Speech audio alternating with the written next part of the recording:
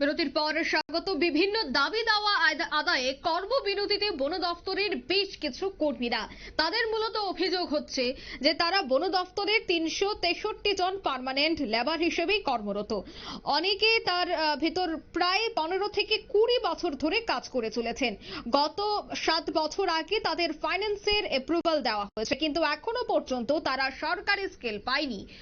তার এই বিষয়গুলিকে কেন্দ্র করে ইতিমধ্যেই দেখা গেছে যে মন্ত্রী থেকে শুরু করে মুখ্যমন্ত্রী প্রত্যেকের কাছেই দ্বারস্থ হয়েছে, কোনো ধরনের সদুত্তর তারা পায়নি। ফলে আজ বাধ্য হয়ে একদিনের কর্মবিরতিতে বসেছে তারা।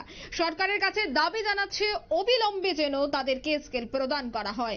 উল্লেখ্য, পার্মানেন্ট লেবার হিসেবে তারা এখনো 12,000 টাকা ড্র করে যা দিয়ে তাদের সংসার প্রতিপালন করা বর্তমানে দুষ্কর হয়ে দাঁড়াচ্ছে। তবে সেই বিষয়ে কি বলছে তারা শোনাচ্ছি।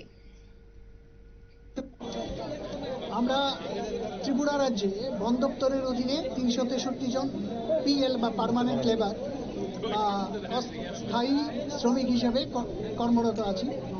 আমাদের এই ডিসেম্বরে আমাদের 7 বছর পূর্ণ হয়ে যাবে আমাদের এই পদে কাজ করছি। এর আগে থেকে আমরা 15 বছর, 20 বছর, 25 বছর ধরে অনেকেই কাজ করে আসছেন। আমাদের দাবি একটাই, যার জন্য আমাদের আজকের এই কর্মবিরতি একদিনে। আমাদের দাবি একটাই, আমাদের স্কেল প্রদান করতে হবে। আমরা স্কেল চাই। আমাদের বেতন দৈনিক হাজিরা হিসেবে দেওয়া হচ্ছে 415 টাকা করে দেওয়া হতো। 5% দিয়ে ঘোষণার পর তা বেড়ে 436 টাকা। কিন্তু এই ন্যূনতম বেতনে আমাদের সংসার চালাতে খুব কষ্ট হয়ে যাচ্ছে। সংসারের সবাইকে নিয়ে ভরণ পোষণের দায়িত্ব আমাদের উপর। সেই ভরণ পোষণ করতে আমাদের দেয়ালে পিঠ লেগে গেছে।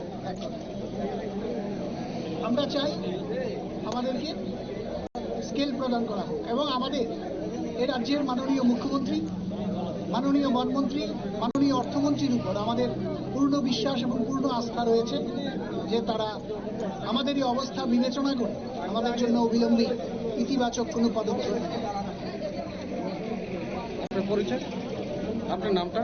আমার নাম শঙ্কর ভট্টাচার্য।